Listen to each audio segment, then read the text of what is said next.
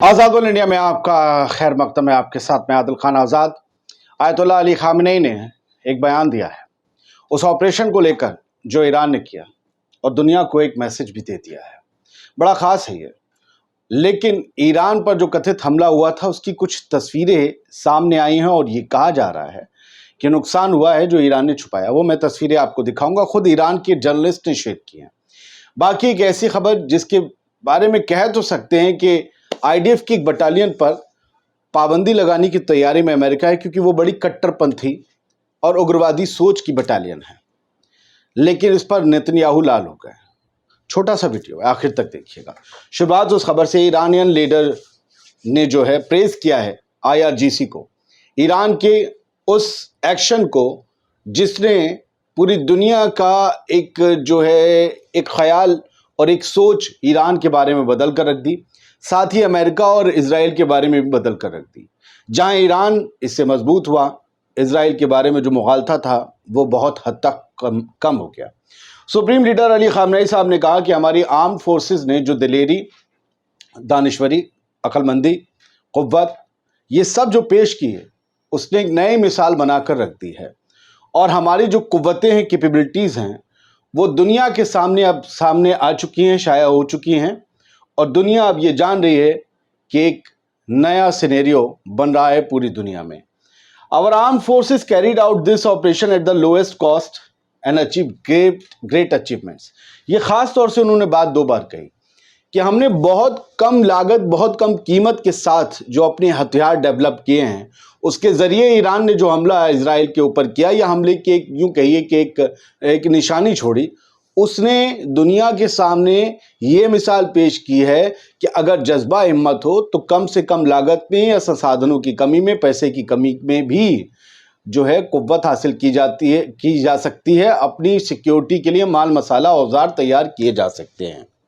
और उन्होंने कहा कि इसके साथ ही अकल का भी बड़ा इस्तेमाल किया है। Every event has cost and gains. वो कहते हैं कि हर चीज़ की एक कीमत होती है और कुछ उससे कमाई भी होती है। And the important thing is to reduce the cost and increase the gains wisely. और सबसे ख़ास चीज़ है जब लागत कम कर दी जाए, लागत पर काबू पा लिया जाए, तो फिर मुनाफा ज़्यादा होता है। और वो हमें हुआ है। हमारी आर्म फोर्सेस, हमारे गार्ड्स, हमारी पुलिस, सब इस बात को लेकर संकल्पबद्ध हैं, सब इस बात को लेकर अहद उठाए हुए हैं, परचम उठाए हुए हैं कि वो ईरान की हिफाजत में कोई कोताही नहीं बरतेंगे और दुश्मन को मज़ा चखाएंगे। आगे भी उन्होंने ईरान की तारीफ में बहुत कुछ कहा है कि हम जो है इस हमले से हम जो है अपने दुश्मन को ये भी परख पाए कि उसकी कुव्वत क्या है हमारे हमले रोकने में, और दुनिया ने देख लिया कि वो कितने रोक सकते हैं अपने बल पर। अब एक तस्वीर है, फराजाद करके एक पत्रकार हैं जो कि ईरान इंटरनेशनल टीवी से जुड़े हुए हैं या उससे ग्रुप से जुड़े हुए हैं, अखबार से। इन्होंने जो है वो वीडियो शेयर किया है और ये वीडियो पहले और बाद का है। इस्फहान के ऊपर जो 3 क्वाडकॉप्टर देखे गए थे, बताया गया था कि इस्फहान में जो मिलिट्री बेस है, एयर बेस है ईरान का, उस पर हमला हुआ, लेकिन ईरान ने इससे इनकार किया था। अब जाकर ये तस्वीर आई है पहले और बाद की। अब आप पहले की तस्वीर देखेंगे तो सब क्लियर है, लेकिन बाद की तस्वीर में कुछ काला काला है और सर्किल किया गया है, कुछ जला हुआ है। ये बताया गया है कि ईरान का एक एयर डिफेंस सिस्टम उस हमले में निशाने पर आया था। वो हमला हुआ था, भले वो पिज़्ज़ा ड्रोन से हुआ हो। अब इसकी हकीकत क्या है वो ईरान बताएगा, क्योंकि ये तस्वीरें सैटेलाइट इमेजेस हासिल की गई हैं। लेकिन हमें ध्यान रखना चाहिए, जब सब कुछ साफ दिख रहा है तो वो तस्वीर बड़ी उजली है, दिन की सी लग रही है। बाकी डार्क तस्वीर थोड़ी रात की सी हो जाती है, उसके आसपास सड़कें भी नज़र आने लगती हैं। 2 अलग अलग शेड्स में जो है तस्वीर पेश की गई है। इसकी हकीकत क्या है वो ईरान की तरफ से खोले जाएंगे। हालांकि अब ईरान के रिपोर्टर ज़रूर ये शेयर कर रहे हैं कि एक एयर डिफेंस सिस्टम उस हमले में तबाह हुआ। एक पुराना वीडियो हाथ लगा है, क्योंकि ये अब वायरल हो रहा है, जिसमें बेंजामिन नेतन्याहू इजरायली पीएम का एक इंटरव्यू है। और उस इंटरव्यू के दौरान उनसे पूछा जाता है तो जवाब जो मिलता है उससे ये पता चलता है कि ईरान इजराइल के लिए एक बुरा ख्वाब है, एक डरावना ख्वाब। इनसे सवाल पूछा जाता है, why does Israel see as its nightmare. Name the 3 countries in order. Who does, why does मैंने बोला गलती, हु डज, कि इजराइल किन्हें अपने दुश्मन के तौर पर या एक बुरे ख्वाब के तौर पर या खतरनाक तौर पर देखता है। ऐसे 3 मुल्कों का नाम बताएं। बेंजामिन नेतन्याहू से कहा गया 3 मुल्क जो आपके लिए बड़े कड़े हों या बड़े कहते हैं बड़ा मुकाबला हो या आपके लिए डर का बायस हो। तो नेतन्याहू कहते हैं ईरान, ईरान, ईरान। यानी कोई 3 कंट्री नहीं, सिर्फ वाहिद अकेला मुल्क ईरान जो नेतन्याहू के फांस की तरह चुभता है, नेतन्याहू के डर का सबब है। वाई ईरान पूछा जाता है उनसे। नेतन्याहू कहते हैं कि because Iran is becoming a strong power. पूछा जाता है ईरान क्यों है आपके लिए इतना खतरनाक, तो कहते हैं कि ईरान एक स्ट्रॉन्ग पावर के तौर पर उभर रहा है, इमर्ज हो रहा है। ये वजह है क्योंकि नेतन्याहू या इजराइल ये कभी नहीं चाहते कि मिडिल ईस्ट में कोई भी मुल्क स्ट्रॉन्ग पावर की शक्ल में उभरे और वो इजराइल के लिए इन फ्यूचर थ्रेट साबित हो। What's the greatest threat right now that Israel faces? Iran. You want the 3 threats?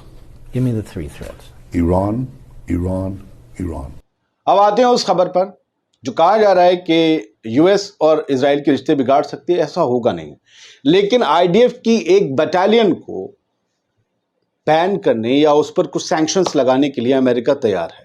Because इसकी वजह से अमेरिका की डिप्लोमेसी खराब हो रही है, क्योंकि आईडीएफ की इजरायली डिफेंस फोर्स की ये बटालियन जिसका नाम नेट्जा यहूदा है, ये पूरी आईडीएफ की बस 1% है, लेकिन ये बाकी 99% से भी ज्यादा खतरनाक और जालिम है, क्योंकि इसमें वो कट्टर ऑर्थोडॉक्स ज्यूज शामिल हैं, वो जो तोरहा पढ़ते रहते हैं, चोटी होती, टोपी लगाते हैं, धार्मिक कर्मकांड करते हैं, भी धर्म से बहुत ज्यादा जुड़ के गलत मायने धर्म के निकालता है, वो कट्टरपंथी बनता है। हम यहां से वहां तक देख सकते हैं।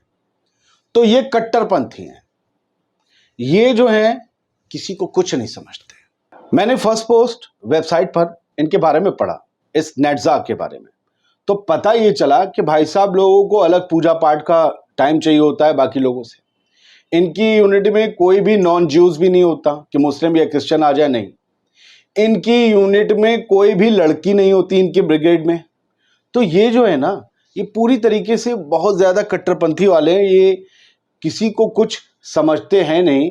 और फिर इन्हें बहुत सी चीज़ें, फैसिलिटीज़ और खाने के अलग सामान चाहिए होते हैं जो ये धार्मिक तौर पर ज़्यादा खाते हैं। नेट्जा यहूदा जो है सरदर्द है, कट्टरपंथी सोच के हैं, मुसलमानों की ज़मीन, ऑर्चर्ड्स वगैरह ये सब कब्जाते हैं, उनकी गाड़ियों में आग लगाते हैं, अपने मिशन के दौरान लोगों को मारते हैं। लेकिन ये सब अमेरिका को करने की क्यों ज़रूरत पड़ी? क्योंकि 7 अक्टूबर से वेस्ट बैंक में 483 फ़लस्तीनियों को कत्ल किया जा चुका है।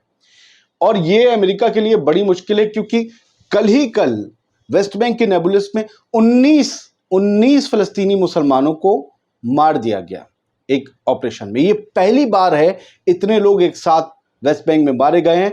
अमेरिका समेत पूरे यूरोप को ये पता है कि अगर वेस्ट बैंक में हालात बिगड़ गए, गजा में तो जो चल रहा है, गजा और वेस्ट बैंक के बीच में इजराइल का बहुत बड़ा हिस्सा है, तो वेस्ट बैंक में अगर हालात बिगड़ गए तो फिर इजराइल को बचा पाना बड़ा मुश्किल होगा। क्योंकि अभी तक 6 महीने में गजा में ही हमास से नहीं निपट पा रहा है इजराइल, और जब अंदर खानी जंग शुरू होती है ना, तो फिर निपटना बड़ा मुश्किल होता है कि आप कहाँ मिसाइल गोला दागोगे। यहाँ तो बड़ी मिक्स्ड आबादी है। तो अमेरिका इसे समझ रहा है। नेतन्याहू कह रहा है कि आईडीएफ में नेट्जा हो चाहे कोई भी बटालियन, हम सब नेट्जा हैं, और ये आईडीएफ की किसी भी बटालियन पर बैन लगाना हमारे लिए रेड लाइन है, हम इसे क्रॉस नहीं कर सकते, किसी पर बैन नहीं लगेगा। यानी नेतन्याहू जो है विफर पड़ा है, ये यूएस के विफर पड़े हैं, वो यूएस के इस सैंक्शन वाली बात से। देखिए, हम जर्नलिस्ट हैं, हमें भावनाओं में नहीं बहना होता है, हमें अपनी तरह से खबर देनी होती है। फर्स्ट पोस्ट ने जो लिखा था वो आपने देख लिया। What is Israeli ultra orthodox Netzah Yehuda unit likely to be sanction by US? क्या है ये? अगर आप चाहेंगे तो मैं इसके बारे में एक रिसर्च प्रोग्राम बनाऊंगा, इनके कर्मकांड पूरे बनाऊंगा, और हाँ, हिजबुल्ला पर एक अलग से पूरा रिसर्च प्रोग्राम बनाने वाला हूं, उनकी ताकत, उनकी पैदाइश, उनका पनपना। इसके अलावा ईरान की ताकत पर भी एक रिसर्च प्रोग्राम बनाने वाला हूं। क्या आप ये सारे प्रोग्राम देखना चाहते हैं, और क्या नेट्जा यहूदा पर भी एक अलग से प्रोग्राम देखना चाहते हैं, तो ज़रूर कमेंट बॉक्स में बताइएगा। कोशिशें कैसी पसंद आती हैं नहीं आती हैं, ये भी हमें ज़रूर बताइएगा। आज़ाद बोल इंडिया आप ही सबका चैनल है, आप ही की दुआओं से, मोहब्बत से, मसरत से चल रहा है, नवाजिशों से चल रहा है। लिहाजा इसे आगे और सराहते रहें, लोगों से शेयर करें, बात करें। QR कोड जो शुरू में देखा, अभी भी देखा, आज़ाद ऑल इंडिया को सपोर्ट करने के लिए है। ABI के व्यूअर आप लोगों को सलाम है मेरा, जैसे कमेंट्स पढ़ता हूँ मज़ा आ जाता है। बहुत शिद्दत से, मोहब्बत से आप लोग देखते हैं, ऐसे ही देखते रहिए। आदिल खान आज़ाद को इजाज़त दीजिए। शुक्रिया, सलामत रहिए, खुश रहिए।